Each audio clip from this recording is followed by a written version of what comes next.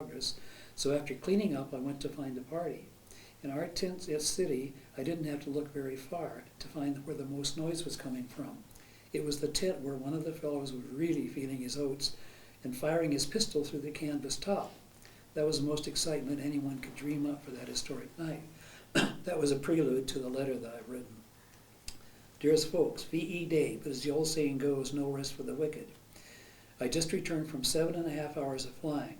At 3 o'clock, when Churchill made his speech, which we heard on the radio, we were flying over Nuremberg with a load of released prisoners. Believe me, there was a mighty happy bunch. Some of the ships carried Americans, and as usual, I looked them all over carefully but saw no familiar faces. Following Churchill's announcement, there was a broadcast which described how the news was received all over England. Crowds at Buckingham Palace, number 10 Downing Street, and so forth. I'll bet London, and for that matter all towns of any size, are doing plenty of celebrating. I wish I could see old Santa Barbara tonight.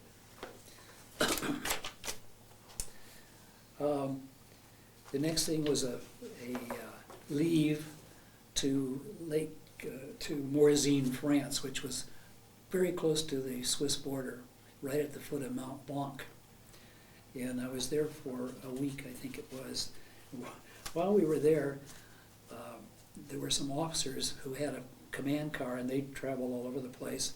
And they came over and invited the few of us who were in this group that I was with from the 50th to a party on Lake Geneva. So we thought, sure, why not? And these fellows came and picked us up. And this I just have to read to you. How's our time doing? Are we okay? Give me a 10-minute warning if you could. I must, now this is between what I wrote my family and what really happened. It wasn't always the same. I must stop for a minute and try to describe my memories of that evening. The party was a real bash, and the countess who gave the party was right out of Hollywood. She was dressed as if she made a recent trip to the Goodwill store and found clothes which put her ahead of her time and into the hippie world of the 60s. She carried a long cigarette holder, dropping ashes as she moved about the house, and I'm sure she called everybody darling. She wore a multicolored turban wrapped tightly around her head. We were told she had lots of money. How she'd accumulated her wealth was not known and not questioned, but rumor had it that she may have been involved in a little collaboration with an enemy or two. Evidently, either there was no count or he was always away on business. The chalet was large and old, but had warmth and wonderful antique furnishings. There were immense French doors opening out of the living room to a terrace with steps leading down to a magnificent green lawn which was bordered by many flower beds and shrubs. If you strolled some 50 yards across the lawn, you were on the water's edge of Lake Geneva. There must have been at least 100 people at this soiree. The Countess had invited some lovely French girls to act as partners for the military, but most of them did not speak English. They were a wonderful addition to the party, however, and we managed through sign and body language to communicate. There were also many of the French elite in attendance. Most of them did speak English, and that helped the rest of us. These other guests were dressed in their best finery for the occasion. Toward midnight, the party became rather raucous. I'm sure that was the reason some of us went into the lake. As I recall, only some of the servicemen went swimming, along with an equal number of civilian guests. Our small group from Morzine had been joined at the party by other invited officers from Geneva, and some of them made up the balance of the soldiers who shed their uniforms for some very unusual swimwear. When we came out of the water shivering, we were handed glasses of what appeared to be water, but after one swallow, we knew that only similarity between this liquid and water was in the color. It proved to be Calvados, which was the nearest thing to gasoline I've ever tasted. It is actually a French brandy made from distilled apples. There was much merriment among the non-swimmers as they watched this gag on the strong liquor. The Calvados had come after an evening of imbibing of wines, including much champagne, an assortment of liquors and liqueurs, and anything else one might have desired. And we did have a delicious late-night supper somewhere along in the evening. In thinking back to that night, I remember it as one of those occasions which one might conjure up in his imagination, but never in my wildest moments could I have thought I would actually be a participant in such a party.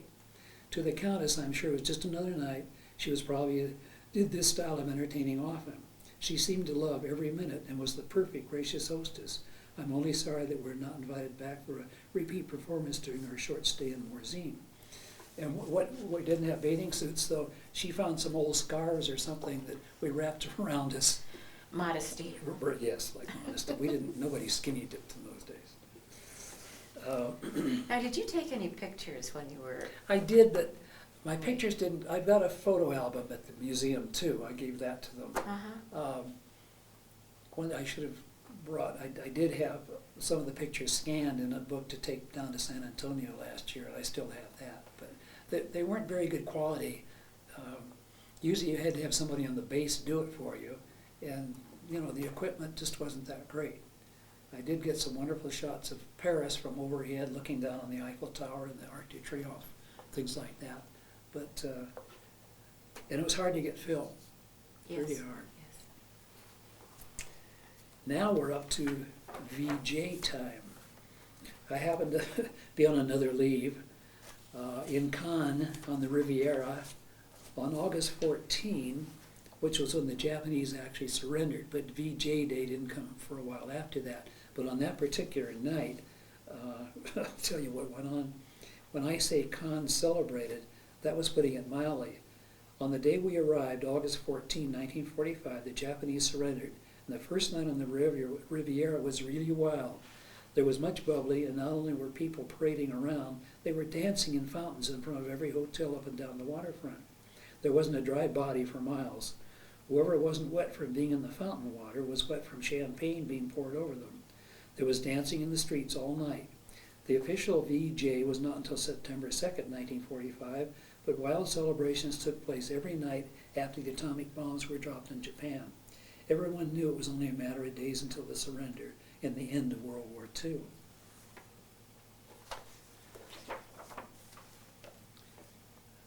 And were you all swept up in these celebrations that occurred and just all swept up in it? Oh, sure. Oh, we went wild. I'll bet you did. You were, what, about 21? I would have been by the 45. Yes. Yeah. Yes. Yeah, I would have been just barely 21. And we knew that things were going on in all the big cities all over the world. And Paris, of course, went wild. But when the actual VJ Day came, we were in Poix and actually didn't do anything. It was an anticlimax after all the parties that had gone before that. After World War II ended, some of the 50th pilots were transferred to a new group that was being formed. 288. It was called EATS, European Air Transport Service. And we flew a regular scheduled airline all over Europe. And more or less scheduled. The weather wasn't very good, so sometimes we had to only get so far, and then we'd get stopped. Excuse me. I remember spending a lot of nights in Nuremberg. You'd fly over, and then the weather would close down, and you had to stay. And you were taking people? You were using it as a regular airplane? This was flying VIPs all over Europe. Also, I don't know for sure, but I think they were charging regular commercial rates for some of these people who needed to get somewhere. Then, at the end of the war, you were still in. When you enlisted initially, did you enlist for a certain number of years? No. When you enlisted, you were there for the duration of the war. Then you had the option of staying in the reserve or signing over or whatever at that time. Did you have any options at that time for getting out? Now? Yes. No, not at the end of the war. Not We were yet. on a point system, and you got points for being there so long and being in missions and all that stuff. Well, most of the fellows who had been with the 50th from Africa and on through had either already gone home or they were ready to go. Those of us who came later only had maybe 45 points, and you had to have 85 to go home. So I was not thinking I was going home soon, because my parents immediately started writing, "When are you coming home? When are you coming home?" Well, that didn't quite happen. In describing EATS,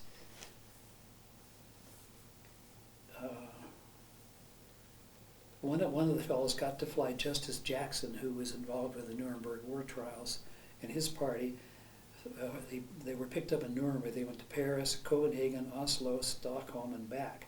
And this one of our pilots flew them on all this thing. But we went to Frankfurt and Vienna a lot, and Berlin. Those were 3 centers that we flew into a lot. And were those cities destroyed? Beg your pardon? Were the cities destroyed? Nuremberg was destroyed. Berlin was destroyed. Vienna was not, at least not that much. But Nuremberg was just down to the ground, and Berlin pretty much too. During this time, on one of my layovers in Nuremberg, I was fortunate enough to get a ticket to go to the war crime trials that were being held there in Nuremberg, and sat in the gallery up above. That was in one big room. And to refresh your memory, the people who were on trial there were Hermann Goering, Rudolf Hess, Johann Ribbentrop, Alfred Rosenberg, Hans Frank, Ernst Kaltenbrunner, William Frick, Julius Streicher, William Keitel, Walter Funk, Hjalmar Schott, Karl Donitz, head of the Navy, Voldar Schritz, Fritz Sockel, Albert Speer, Franz von Patten, Alfred Jodl, Konstantin von Neurath, Arthur Seyss-Inquart, Enric Reiter, Hans Fritsche. Some of those names are more familiar than others. They are, obviously. but please tell our viewers what those people were on trial for. War crimes, for everything the Germans had done during the war. And a lot of it, of course, was their treatment in the concentration camps of the Jewish people. Did these crimes go back to 1939? I can't answer that. I don't know. It was called the War Crime Trials, and this was the tribunal. So frankly, I don't know how far back, whether it was before we were in the war or not. But we had British judge, Russian judge, British alternates for both those, American judge, French judge. And then they had prosecutors, French, Russian, British, American. And they had court reporters, they had defense attorneys, just like a regular trial. But the fact we were in the balcony, you'd look down on this whole scene down below, and seated across here in 4 rows were all these men that you've been reading about, for the last several years. What were your impressions and your feelings? I think I was kind of in awe. Am I really here seeing all this in person, seeing all these people? They also had it set up so that you could listen to what was going on in one of 4 or 5 languages. They had English, Russian, French, German, of course. When people testified, when the war criminals testified, were they in a glass booth or No, they were not? this was just right out in the open. They like there was a row sitting at this table. Right behind them would be a row of soldiers, guards that were 1 per man, but they were in 2 rows, so there was only 1 row of guards behind them. But when they testified, you can't see this map, but they were on one side of the room. Then there was a little witness box over here, clear across the room. They would be escorted over and sit in that box. The day I was there, they didn't have any witnesses. They were going through paper stuff, so that part was kind of boring. But just to see it all was an experience I certainly will never forget. Did it make you angry to look at these men? Not at that time, no. I guess I'd been angry before that, and it was just a piece of history I was watching that I was thinking more about than being angry with them. I had my moments of being very angry, but that, I don't know, it just didn't hit me that way. It was almost surrealistic, perhaps. I think you're right. Yeah. Yeah.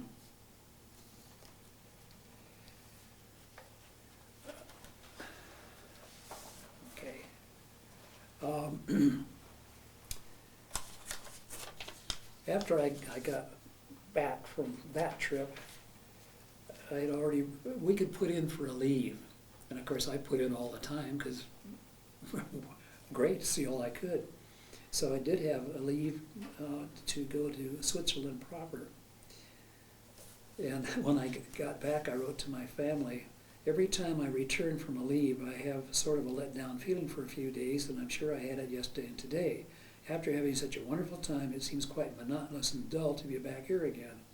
I still do not have my 4 hours flying time this month, so tomorrow or Sunday I will have to hound operations, so let me take a ship up for at least 45 minutes. That's what I need. You had to fly in order to get your flight pay. And how many points did you get for these flights? Well, we didn't get any points for this. It was just time over there or something? It was just time, Okay. yeah. It would be a real tragedy if I should fail to get my flight pay. I'm flat broke after my last excursion. This is when I got back from Switzerland. The whole trip cost $82.75, but I believe it was well worth it because I'll probably never again have such an opportunity. Then I put in parentheses, I would say $82.75 was money well spent. This figure covered 7 days and nights in Switzerland, including transportation, room and board, and all touring. The only out-of-pocket expense I had was for ice cream, pastries, milk, and more ice cream. And I did buy a little music box clock. So that was quite a bargain. Now, how much were you being paid at this time?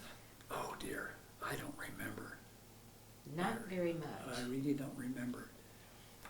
Every so often I would say I would send a $100 check home or something, but I spent most of it, I think, on what, I don't know. When I was stationed in Paris, we did go into town for dinner. The armed forces had taken over many of the private clubs, and they either automatically let Air Force officers in, or you could get a pass to go very easily. And they served good food. They had good booze, good wine. You met nice people. So we spent a lot of time doing that sort of thing. Other than that, I bought, I think at Selfridge's department store in London, I bought a tablecloth for my mother and a few other things, which she passed down to my wife.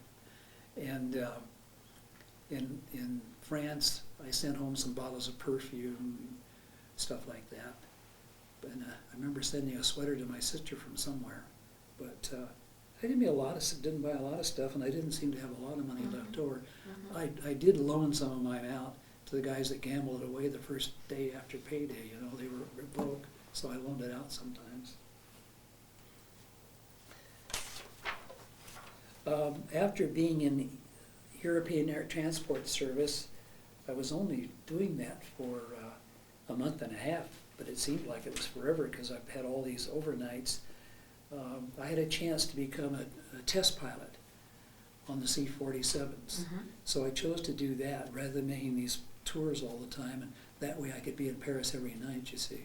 I had regular hours, 9 to 5 or something. And Paris as a base. And Paris was my base, Yes. yeah. I was there a year, so that was good. Test pilot.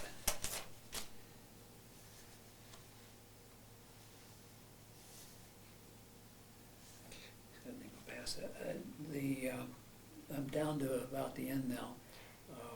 Well, when you got out, did you go to school? Okay, let me read Okay. you a little bit more. June 12, 1946, I was in Le Havre, France. I boarded the New Bern Victory ship and sailed for 8 days on the ocean and arrived in New York Harbor. And I could see the Statue of Liberty in kind of a fog in the distance, and that was a choker, I'll tell you. bet it was. And there were mobs and mobs of people yelling and cheering on the dock. And I often wondered, why were they there? Did they meet all the ships and do that? They couldn't have had that many relatives or something, but it was just wonderful to come into that reception. Just amazing. Yes. We got a few days leave in New York City, and 2 or 3 of the fellows and I one night went up to the Stork Club, which was one of the big nightclubs in New York. I think it was on the 2nd floor of some building. And we were coming back down. We literally almost ran into Jimmy Durante. And he stopped right there and he looked at us and he said, "God bless you boys." He said, "You've done a fine thing." That's And wonderful. it just about choked us up on that too. I took a train then to Texas for separation, June 27th, 46, I boarded the train there after being separated, boarded for Santa Barbara, and I stayed in the reserve. I didn't get out of the reserve until May of 1955, but I never did anything. It was inactive. When I got out at that time, we had a whole bunch of pilots wanting to fly in the reserve, and there were about 4 or 5 airplanes, so I just gave up. I didn't want to stand in line to fly a plane. So that's my story, except for the questions. One of the questions is, did you go to school under the GI Bill? I did. I finished college. Mhm. I did. And what did you take in college?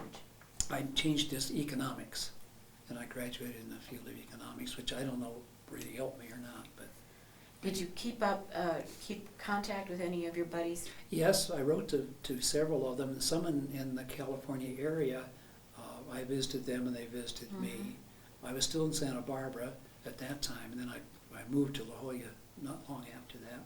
But yes, I did see them. One fellow who had married an English girl had brought her over, and I saw them several times. And then he was killed in an accident of some sort, and I lost track of her. And the strangest thing happened when I was living in Fallbrook, California. I was in the post office one day, and I heard this voice say, "George, Geib?" I turned around, and here was this girl who'd been married to my buddy. And she'd moved to Fallbrook. She'd remarried, and she was there for a year or two, and then the allergies in the avocado grows, she couldn't take it, and they moved away. But it was a strange coincidence. It would be a very strange coincidence. Yeah. If you had some words of wisdom or some advice for people, what would it be? Be patient. When we did things, we usually did a lot of things, or it took a lot of time, but you waited so long, particularly in flying, because you never knew what the weather was going to do. It was kind of like fires they set around here, to burn off the brush.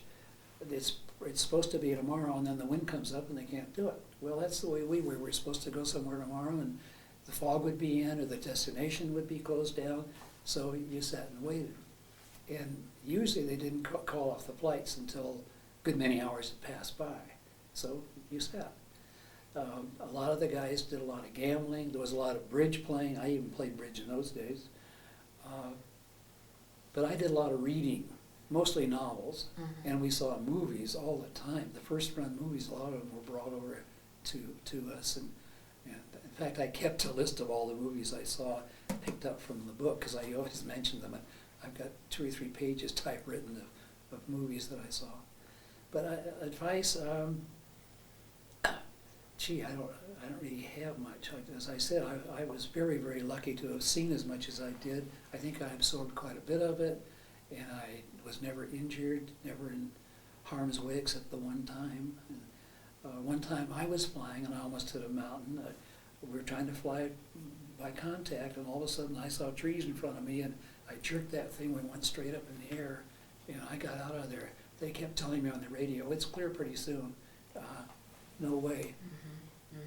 But you're on your own when you're up there in the blue. That's right. Well, thank you very, very much. This You're was very welcome. remarkable. My interview. pleasure. And it's all of our pleasures. Thank you.